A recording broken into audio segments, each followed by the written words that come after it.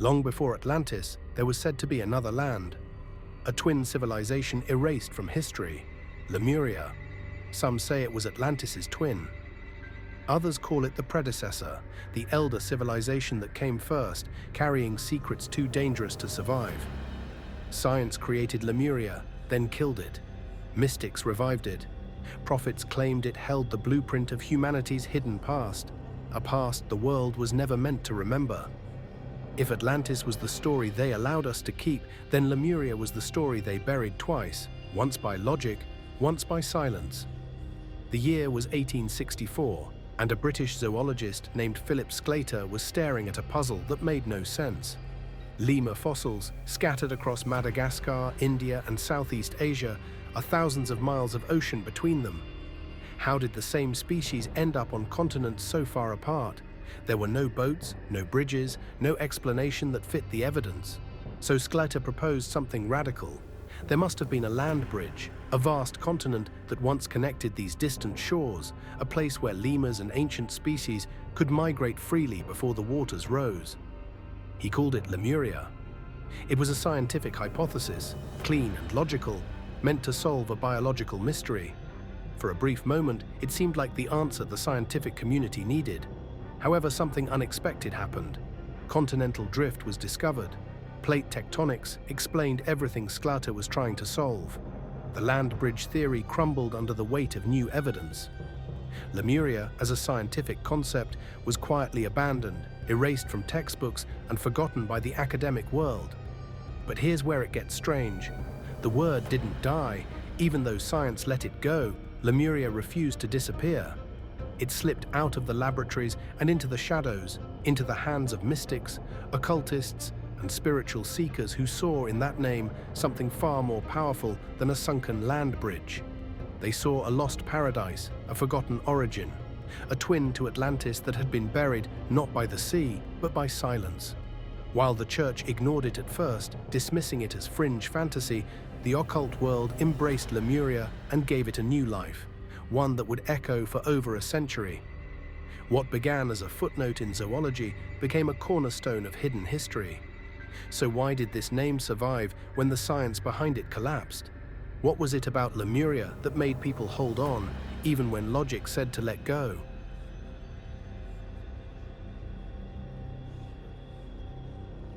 By the late 1800s, Lemuria had found a new home, not in museums or universities, but in the pages of esoteric wisdom and spiritual revelation.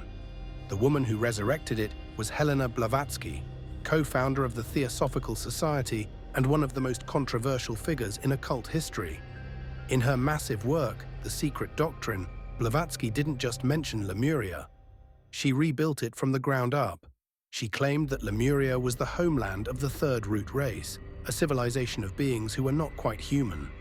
Towering in stature, deeply spiritual and semi-ethereal, these Lemurians existed in a time when humanity was still walking between the physical and the divine. They lived in harmony with the earth, in tune with forces that have long been forgotten. Nevertheless, like all great civilizations in esoteric lore, they fell, not through war or conquest, but through corruption, through the misuse of spiritual power, through drifting away from their divine purpose. Sound familiar? Because this is the same story told about Atlantis, yet Blavatsky made it clear. Lemuria came first. It was the elder twin, the original paradise that collapsed before Atlantis ever rose. When Lemuria fell, its survivors carried their knowledge forward, planting the seeds that would one day become Atlantis. Rudolf Steiner, the Austrian philosopher and mystic, took this even further. He tied Lemuria into cycles of human spiritual evolution, claiming that humanity is still recovering from the fall of these ancient root races, still trying to remember what was lost when Lemuria sank beneath the waves. What if the spiritual awakening so many feel today is not something new, but something ancient trying to resurface? In modern esoteric circles, Lemuria is seen as the cradle of hidden knowledge, the deep well from which all spiritual traditions drew their water. It's not just a lost land, it's a lost state of consciousness, a forgotten way of being that mystics believe humanity is being called to remember. And here's the most fascinating part. While the church dismissed Atlantis as heresy, they barely touched Lemuria. Why? Perhaps because it was too far removed, too wrapped in spiritual language, too abstract to threaten the biblical narrative. Or perhaps because it was already forgotten, buried so deeply that even the gatekeepers of history didn't see it as a threat. The mystics knew, though, and they kept it alive. If these connections feel as compelling to you as they should, then subscribe and turn on notifications, because what's been hidden is only beginning to surface.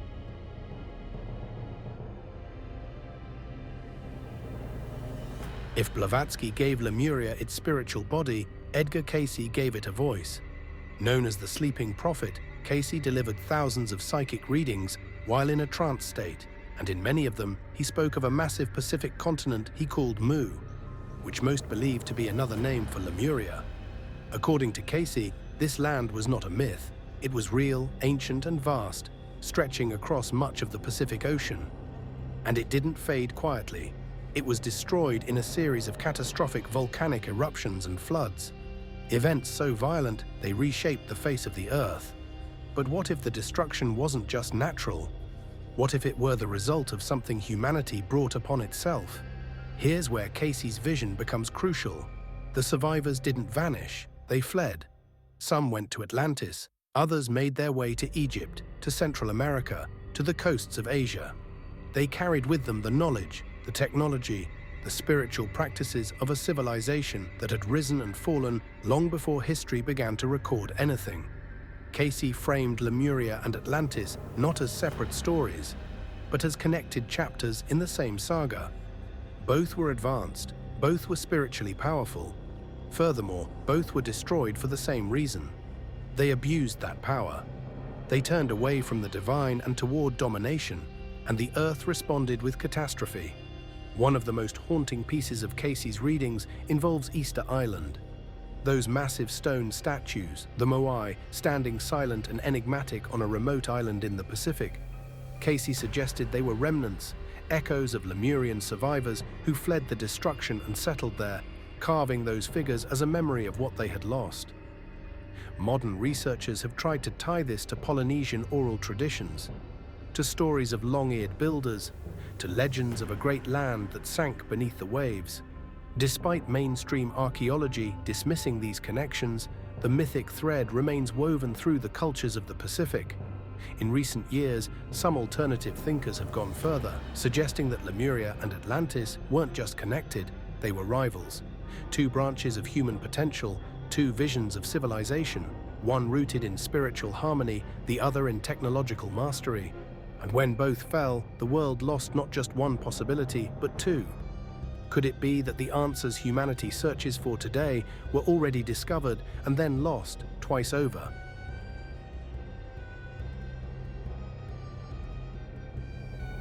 If Lemuria was truly erased from history, then why do so many cultures across the world still carry fragments of its memory? The echoes are everywhere once you start listening. In the ancient Tamil traditions of southern India, there are stories of Kumari Kandam, a lost landmass that once existed south of the subcontinent, swallowed by the sea thousands of years ago.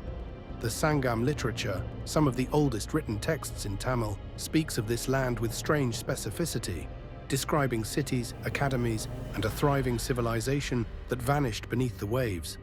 Scholars dismiss it as a poetic metaphor. Nevertheless, the people who carry these stories don't speak of them as metaphors. They speak of them as memory. In Polynesian and Hawaiian mythology, there are whispers of vast lands that once connected the islands, lands where the ancestors came from before the oceans rose. These aren't vague flood myths recycled from biblical narratives. They're detailed, geographic, spoken with the weight of inherited knowledge passed down through generations of oral tradition. Why would so many distant cultures, separated by thousands of miles, tell the same story of a sunken paradise? Then there's Easter Island, Rapa Nui, that lonely speck of land in the middle of the Pacific. The oral traditions there speak of long-eared builders, mysterious figures who arrived from a distant place and carved the Moai before disappearing into legend. Were they Lemurians, survivors of a cataclysm carrying the last remnants of their culture? Certainty may never come, but the statues remain, silent witnesses to something that has been forgotten. In modern times, Lemuria has found a new home in the most unexpected place, Mount Shasta, California. New Age communities have long believed that deep beneath this volcanic mountain, there exists a hidden city called Telos, where Lemurian survivors still live, preserving the ancient wisdom in underground sanctuaries.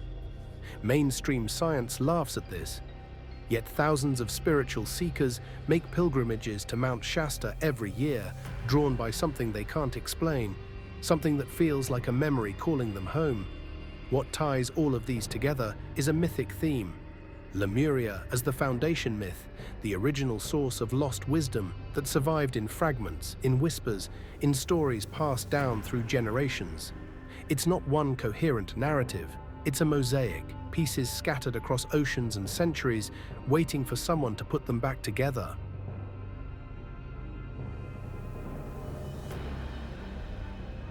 So here's the question. If Lemuria was just a discredited scientific theory, why does it still haunt the collective consciousness? Why hasn't it faded into obscurity alongside so many other abandoned ideas? The answer depends on who you ask. For science, Lemuria became an embarrassment. Once continental drift was proven, the land bridge hypothesis collapsed, and anyone still talking about Lemuria was dismissed as clinging to pseudoscience. It was buried not out of malice, but out of irrelevance.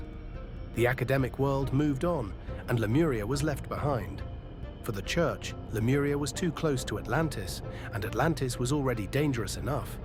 Both stories suggested advanced civilizations existing long before Noah's flood, before the biblical timeline, before the official history of humanity. Lemuria, being even older, was doubly threatening.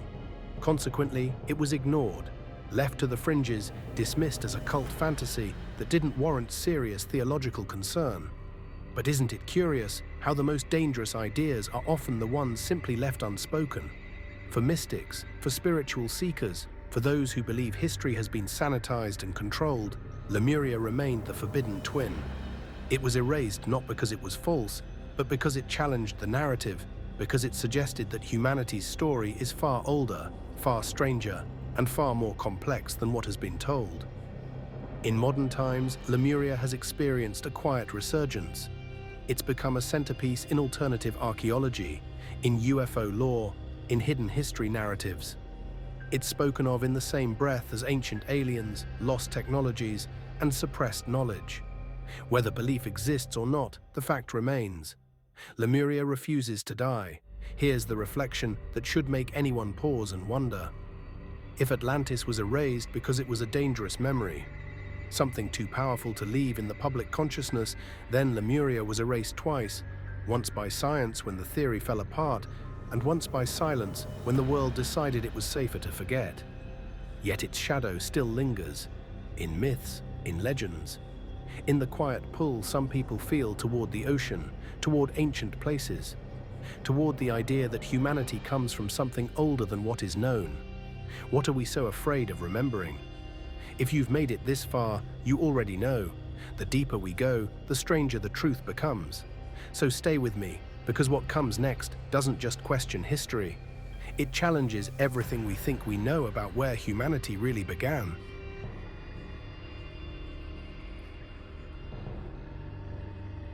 If Lemuria truly existed, then surely something must remain. A trace, a clue, a whisper beneath the waves. For decades, believers have searched for it, and what they've found is enough to make even skeptics pause. In the 1930s and 40s, Edgar Cayce expanded on his readings of Atlantis to speak of Mu, or Lemuria, a civilization that predated even the Atlanteans. He described a world bathed in golden light, a continent stretching across the Pacific, rich with energy, wisdom, and divine understanding. But Cayce went further. He said that when Lemuria fell, its survivors migrated west and east, some reaching the coasts of South America, others journeying westward toward Egypt, where they helped lay the foundations for the civilizations that would rise after the flood. According to Cayce, Egypt itself was a meeting point, a crossroads where Atlantean survivors brought their technological mastery and Lemurian survivors brought their spiritual wisdom. Together, they created the sacred architecture of the ancient world. Temples aligned to the stars, pyramids humming with cosmic resonance, monuments built not just for kings, but for memory, and Cayce wasn't alone. Throughout the 20th century, divers and researchers began to uncover sunken stone formations in the Pacific and Indian Oceans that seemed to echo his words. Off the coast of Yonaguni, Japan, enormous terraces and geometric blocks rise from the seafloor, right where ancient maps once placed parts of Lemuria. In the Indian Ocean, near Madagascar, sonar scans revealed underwater ridges that some researchers believe could be remnants of an ancient landmass connecting Africa and Asia. Eerily similar to the land bridge that first inspired Sclater's theory in 1864. Mainstream scientists dismiss these formations as geological quirks, the natural result of shifting plates and erosion. But the patterns are difficult to ignore. Straight lines, right angles, staircases that seem too deliberate to be random. If these are accidents of nature, then nature built with a mathematician's precision. Cayce said Lemuria would one day rise again, not as land emerging from the ocean, but as memory resurfacing in human consciousness. He warned that as technology advanced, humanity would once again face the same test the Lemurians failed.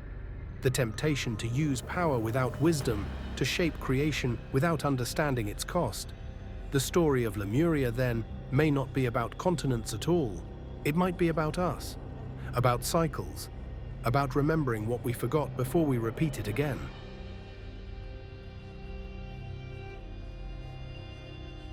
While the world looked to the oceans for Lemuria, others believed its survivors never left the surface at all. They went underground. At the heart of Northern California, the volcanic peak of Mount Shasta has become the epicenter of modern Lemurian mythology. For over a century, people have reported strange lights, mysterious figures, and an unexplainable energy radiating from its slopes. Local indigenous legends speak of Telos, a hidden city beneath the mountain where ancient beings dwell, tall, luminous figures said to be descendants of Lemuria's last survivors. In the 1930s, a man named Guy Ballard claimed to have met one of these beings, an ascended master named Saint-Germain. Ballard said this encounter changed his life, sparking the I Am movement, a spiritual philosophy that described the Lemurians as guardians of humanity's evolution, working from the inner earth to guide us toward enlightenment. Mount Shasta became a modern-day axis mundi, a portal between worlds. UFO sightings, unusual electromagnetic readings, and testimonies from spiritual seekers all began converging on this single point. To some, it's myth. To others, it's evidence that Lemuria never truly vanished. It simply ascended, shifting beyond physical perception. In the New Age movement, Lemuria transformed from a lost continent into a living symbol. It represented an era when humanity lived in harmony with nature, when technology and spirituality worked together rather than against each other. Lemurians became archetypes of what we could become again, beings of light, free from war, greed, and domination. Even the UFO lore of the late 20th century absorbed the myth. Channelers and contactees spoke of Lemurian starseed souls, beings who once walked the ancient Earth and now reincarnate to help humanity awaken. The message was the same in every form. Remember. Remember who we were before we forgot. Remember what was lost so we don't lose it again. Mount Shasta still draws thousands each year, mystics, seekers, scientists, and skeptics, all standing at the same crossroads of wonder and doubt. Maybe the mountain really does hide something ancient beneath its slopes. Or maybe the secret of Lemuria was never buried in the earth, but in the collective human mind, waiting for the right generation to awaken to it again. Because myths don't die, they evolve, and in every evolution, they tell us more about ourselves. Lemuria isn't just a place we lost, it's a reflection of what we could be before we forget again.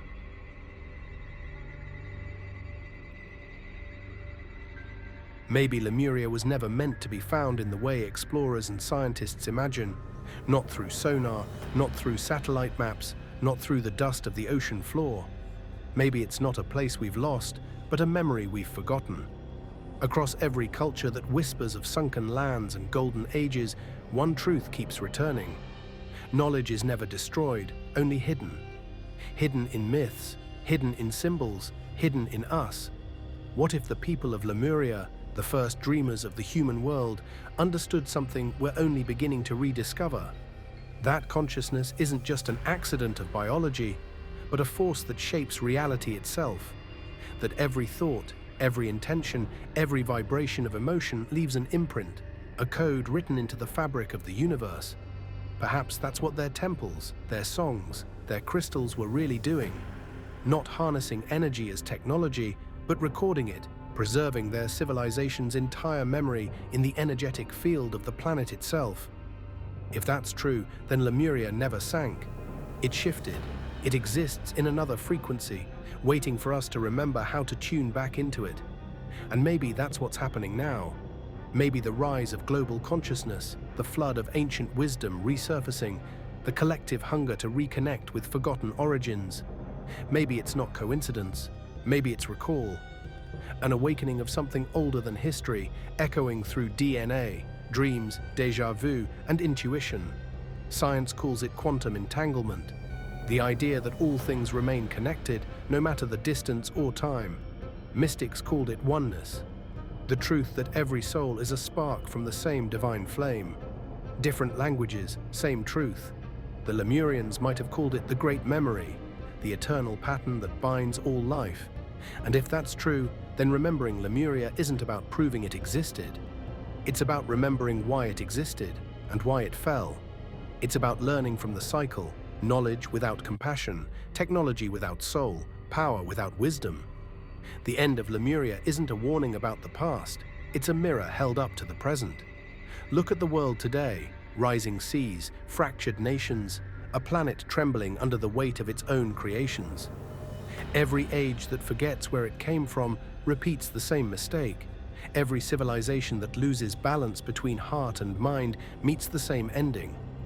So perhaps the greatest secret of Lemuria is this: we are its descendants, not through blood, but through spirit, through the same longing to remember who we are before we destroy what we've built. Maybe the reason its memory still haunts us is because it's calling us, urging us to do this time what they could not, to evolve without erasing ourselves.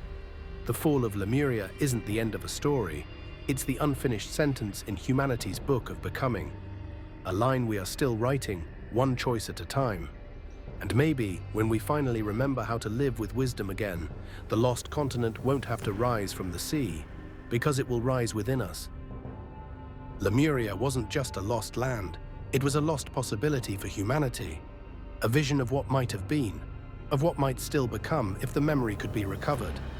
If Lemuria was the first paradise, the twin of Atlantis, the elder civilization that held the keys to spiritual origins, then what might be discovered if its memory fully resurfaced? What doors might open? What truths might emerge from the depths that have been too frightening to explore? The question stands: do you believe Lemuria was real? Does it connect to Atlantis? Or does it stand alone as its own lost civilization? Drop your thoughts in the comments below. Every perspective matters, and the conversation is far from over. If this story stirred something within you, if it made you wonder about the lands that have been forgotten and the histories that have been buried, then show support by hitting that like button, sharing this with someone who needs to hear it, and turning on those notifications so nothing else we uncover gets missed. More mysteries are waiting to be uncovered, and this is only the beginning. Until next time, keep questioning, keep searching, and remember, not everything that's been erased has disappeared. Some things are just waiting to be remembered.